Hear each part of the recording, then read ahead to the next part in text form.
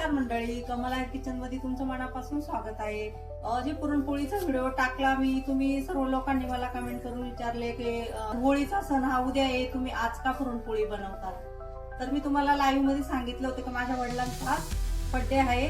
तर माझे वडील हे 83 वर्षाचे झाले आणि 84 वर्ष त्यांना लागले। एक शिक्षक होते ते, त्याच्यानंतर मुख्याध्यापक झाले, रिटायर होऊन ते 25 वर्ष झाले त्यांना। हे माझ्या आई।